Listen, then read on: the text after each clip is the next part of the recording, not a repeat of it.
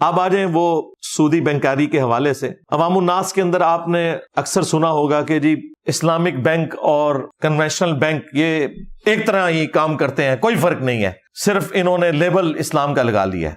اور یہ اکثر وہ لوگ بات کر رہے ہوتے ہیں جو خود کنونشنل بینکنگ کے اندر انوالو ہوتے ہیں یہاں یا وہاں پر جاب کر رہے ہوتے ہیں. ٹیکنیکل گراؤنڈز کے اوپر انہیں کچھ پتا نہیں ہے. ان سے اگر ڈسکشن کی جائے نا کہ بھائی یہ آپ کس طرح برابر کہہ رہے ہیں, کہنے کو تو نکاح اور بدکاری بھی برابر ہے, اس میں بھی حق مہر کے ذریعے رقم دی جاتی ہے عورت کو, اور بدکاری میں بھی ایک مرد عورت کو رقم دے کے خریدتا ہے. تو دیکھنے میں تو دونوں برابر نظر آ رہے ہیں, لیکن نکاح کو اللہ تعالیٰ نے حلال کیا ہے, انبیاء کی سنت ٹھہرایا ہے, اور بدکاری کو حرام کیا ہے. ادھر حق مہر ہے تو وہاں پہ رقم ہے, یہاں اگر ایجاب و قبول ہے تو وہاں بھی ظاہر ہے رضامندی ہو رہی ہوتی ہے. اگر یہاں پہ گواہ موجود ہیں تو وہاں پہ بھی بیچ میں مڈل مین ہوتے ہیں جو یہ ساری ارینجمنٹس کرتے ہیں. تو فرق کیا ہے پھر؟ فرق یہ ہے کہ اللہ تعالیٰ نے نکاح کو حلال کیا ہے اور بدکاری کو حرام کیا ہے.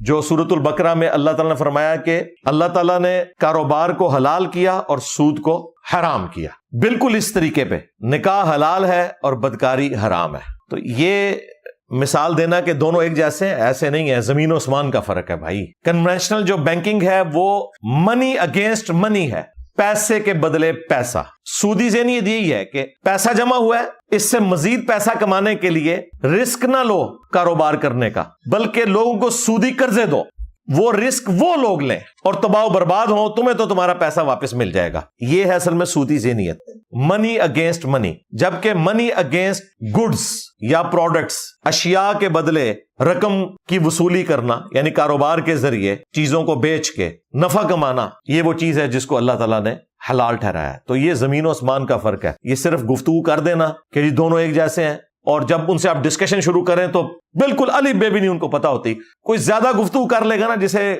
تھوڑی بہت سمجھ ہوگی تو وہ آپ کے سامنے دو باتیں ہائی لائٹ کرے گا, تیسری بات اس کے پاس کوئی نہیں ہوگی. نمبر 1 وہ کہے گا جی کائبر ریٹ تو سیم ہے نا جی, Karachi interbank offered rate, جس کے ذریعے بینک ایک دوسرے کے ساتھ ڈیلنگ کرتے ہیں. جو 2 دن پہلے اس کی جو آخری قیمت ہے, ریٹ نکلا ہے, وہ 17.92 تھا. یہ 25 اکتوبر 2024 کو. ظاہر ہے اس کے بعد تو یہ 2 دن بینک بند رہتے ہیں. تو ظاہر ہے پوری دنیا میں ایک سودی نظام ہے جس کی وجہ سے سارے معاملات اسی کی بنیاد کے اوپر آگے سیٹل ڈاؤن کرنے پڑتے ہیں. وہ تو ہمارے اختیار میں ہی نہیں ہے. لا یکلف اللہ نفسا الا وسعها. اللہ تعالیٰ کسی جان پر بوجھ نہیں ڈالتا مگر اتنا ہی جس کا وہ مکلف ہے, جس کو وہ برداشت کر سکتا ہے. تو اسے تو آپ چینج نہیں کر سکتے. لہذا یہ تو ایک فضول بہانہ ہے کہ جی اس کو بنیاد بنا کے تو آگے ریٹس سیٹ کیے جاتے ہیں.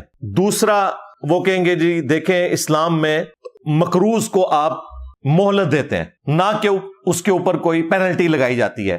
بالکل اسلام میں پیسے کی پینلٹی کسی کے اوپر ڈالنا, یعنی کوئی مقروض ہے اور وہ ٹائم پر قرض واپس نہیں کر سکا, اس اعتبار سے اس سے مزید پیسے چارج کرنا جرمانے کی مد میں یہ بالکل حرام ہے. تو کہتے ہیں دیکھیں یہ اسلامک بینکنگ والے بھی مقروض کو مہلت دینے کی بجائے اس سے پیسے چارج کرتے ہیں, پینلٹی ہے, حالانکہ یہ خود کر رہے ہوتے ہیں. اسلامک بینک والوں کو ظاہر سنگل آؤٹ کرتے ہیں. تو یہ سلسلہ بھی انشاءاللہ تعالی عنقریب ختم ہو جائے گا. فی الوقت بھی یہ ایسے نہیں ہے جس طرح یہ آپ کو جھوٹ بتاتے ہیں. وہ کئی مہینوں تک مہلت دیتے ہیں, قسط لیٹ کرنے کے اوپر پینلٹی نہیں ڈالتے ہیں. ایون قسطوں کا کاروبار کرنے والے لوگ بھی جو عام شاپس پہ بھی ہے وہ بھی آخری درجے تک اسے اگنور کرتے ہیں. اسلامک بینکنگ بھی ساری یہ قسطوں کے کاروبار کے اوپر چل رہی ہے. وہ انشاءاللہ میں بعد میں تھوڑا بہت اس کو بریف بھی کر دوں گا. لیکن ایز اے لاسٹ ریزارٹ جب کوئی بندہ باز نہیں آتا تو پھر اسٹیٹ بینک آف پاکستان نے جو ایک شریعہ بورڈ بنایا اس حوالے سے, ان کی سفارشات کے اوپر ایک درمیان کا حل نکالا ہے کہ پینلٹی تو بینک وہ ڈالے گا لیکن اس کی رقم سے بینک فائدہ نہیں اٹھا سکتا. وہ پینلٹی کی جو رقم ہے وہ گورنمنٹ کے چیریٹی فنڈ میں ڈائریکٹلی چلی جاتی ہے. لہذا اسلامک بینکس کو کوئی اس سے انٹرسٹ نہیں ہے کہ آپ قسط لیٹ کریں اور آپ کے اوپر جرمانہ پڑے, کیونکہ وہ جرمانہ ان کو ملتا ہی نہیں ہے. وہ صرف آپ کے اوپر ایک تلوار لٹکائی ہوئی ہے تاکہ آپ قسط کو لیٹ نہ کریں, اور وہ بھی 1-2 قسطوں کے اوپر نہیں. جب کوئی بالکل ڈھیٹ ہو جائے نا پھر وہ اس لیول پہ اترتے ہیں, ادروائز ریلیکس کرتے رہتے ہیں, کوئی جرمانہ نہیں ہوتا. اور جو جرمانہ ڈلتا بھی ہے نا وہ بھی بینک کو نہیں ملتا. لہذا بینک کو کوئی انٹرسٹ نہیں ہے کیونکہ جرمانہ انہیں مل ہی نہیں رہا. وہ جرمانہ گورنمنٹ کے چیریٹی فنڈ میں جاتا ہے. کبھی کہیں پر زلزلہ آ گیا یا کوئی سیلاب کی صورتحال ہوگی تو گورنمنٹ اس پیسے کو یوز کرتی ہے. بینک کے اختیار میں وہ پیسہ ہوتا ہی نہیں ہے. یہ 2 اعتراضات ہیں جی ٹوٹلی ان کے. وہ کمزوریاں جن کو وقت کے ساتھ امپروو کیا جا سکتا ہے، اس کی بنیاد کے اوپر پورے کے پورے اسلامک بینکنگ کے سسٹم کو یہ لوگ کہتے ہیں جی کوئی فرق نہیں ہے، زمین و آسمان کا فرق ہے بھائی۔ ایک طرف کنونشنل بینکس ہیں جو آپ سے پیسہ لیتے ہیں، اس پیسے کو وہ بڑے بڑے کاروباری حضرات کو سودی قرضہ دیتے ہیں، اور اس سودی قرضے کے اگینسٹ جو انہیں سود ملتا ہے نا، وہ حرام خود بھی کھاتے ہیں اور کچھ حصہ آپ کو بھی کھلا دیتے ہیں، جبکہ اسلامک بینک والے یہ نہیں کرتے۔ وہ آپ سے جو رقم لیتے ہیں وہ کسی کاروباری شخصیت کو پرسنل لون کے طور پر نہیں دیتے، اسلامک بینک سے تو آپ کو پرسنل لون مل ہی نہیں سکتا۔ یہ حیران کن بات ہے، اسلامک بینک والے آپ کو پرسنل لون نہیں دیتے، وہ آپ کے ساتھ مداربہ کرتے ہیں یا مشارکہ کرتے ہیں، پارٹنرشپ کرتے ہیں، خود سلیپنگ پارٹنر بن گئے، آپ نے محنت کی یا مارٹگیج والا سسٹم کر لیا، کار فائنینسنگ کے لیے، مکان بنانے کے لیے، پلاٹ آپ کا ہے، اس کے اوپر آپ کو قرضہ دے دیا، لیکن وہ پارٹنرشپ کی بنیاد کے اوپر، پلاٹ آپ کا، رقم ان کی، اور پھر ایک پروڈکٹ مکان کی شکل میں آئے گی جس کے مالک آپ دونوں ہوں گے، بینک بھی اور آپ بھی، اور جو بینک نے بیچ میں رقم لگائی ہے چونکہ وہ بھی مالک ہے، مکان آپ یوز کر رہے ہیں پورے کا پورا، اگرچہ اس کے کچھ حصے کا مالک بینک بھی ہے، تو آپ بینک کو کرایہ دیتے جائیں گے اس کا، یہاں تک کہ آپ کا قرضہ بھی اتر جائے گا اور وہ سارے کا سارا مکان آپ کا ہو جائے گا۔ انسٹالمنٹس کے اوپر یہ سارے کا سارا سلسلہ چل رہا ہے، اگرچہ یہی کام کنونشنل بینکس والے بھی کرتے ہیں، لیکن اس میں سودی کام بھی انوالو ہوتا ہے کیونکہ ان کا پورے کا پورا کاروبار سود کے اوپر چل رہا ہے، پلس جو سودی کام کرنے والے لوگ ہیں اگر وہ ٹھیک کام بھی کرتے ہیں تو اس سسٹم کو ہم کبھی سپورٹ نہیں کر سکتے، ہمیں سپورٹ کرنا ہے اسلامک بینکنگ والے سسٹم کو جو ٹوٹلی حلال کاروبار کو لے کے چل رہے ہیں۔ یہ ان کا طریقہ کار ہوتا ہے کہ وہ پیسے کو پرسنل لون کے طور پر کسی کو نہیں دیتے ہیں۔ فیکٹریوں والوں کو وہ کیا کہتے ہیں کہ جی ہمارے پاس اتنے ارب روپے ہیں، ہم آپ کو نہیں دیں گے۔ آپ کیا کام کرتے ہیں؟ فیکٹری والا کہتا ہے جی ہم کپڑا بناتے ہیں، وہ کہتے ہیں پھر اس طرح کریں کہ 2 پلانٹ کپڑا لگانے کے وہ ہم آپ کو لگا دیتے ہیں، اس کے مالک ہم ہوں گے، اس کا پروفٹ ہم لیں گے، ہم آپ کے ساتھ پارٹنرشپ کر لیتے ہیں، بجائے ان کو پیسہ دینے کے۔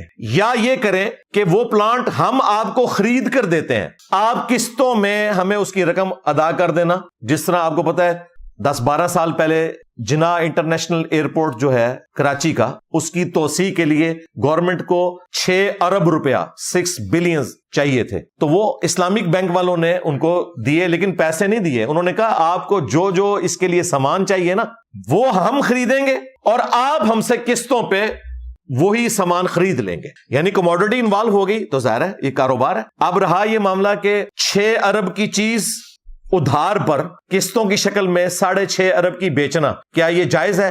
جی جائز نہیں، صرف اس کے اوپر اجماع امت ہے، کوئی دوسری رائے نہیں ہے۔ یہ چند ایک اہل حدیث علماء نے اختلاف کیا، وہ بھی آج کے، لیکن انہی اہل حدیث علماء میں بڑے اہل حدیث علماء خود مانتے ہیں، باقاعدہ ریٹن میں انہوں نے فتوے لکھے ہیں کہ یہ کاروبار ہمیشہ سے مسلمانوں میں رائج رہا ہے کہ نقد کی چیز 100 روپے کی اور ادھار میں 120 روپے کی۔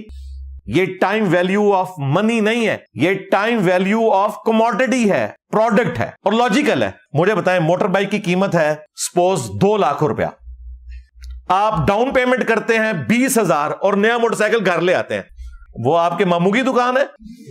2 لاکھ کا موٹر بائک آپ 20,000 میں خرید کر لے آئے تو بقیہ کے 1,80,000 وہ کس نے دیے؟ اس کمپنی نے۔ تو 1,80,000 کی مالک وہ کمپنی ہے، آپ صرف 20,000 کے مالک ہیں، لیکن استعمال آپ کر رہے ہیں، کمپنی نہیں کر رہی۔ تو بقیہ کی جو رقم اس نے کنٹریبیوٹ کی ہے اس کموڈٹی پہ، جتنا عرصہ موٹر بائک چلائیں گے تو اس موٹر بائک میں 20,000 کے مالک آپ ہیں، 1,80,000 کا مالک وہ کمپنی والا ہے، تو اتنا عرصہ آپ اسے کرایہ دیں گے اس موٹر بائک کا۔ پیسوں کے بدلے پیسہ نہیں ہے، یہ کموڈٹی کے بدلے پیسہ ہے۔ سود کی بیسک ڈیفینیشن ہی یہ ہے، پیسے کے بدلے پیسہ۔ ونس کموڈٹی انوالو ہو گئی، سود ختم ہو گیا۔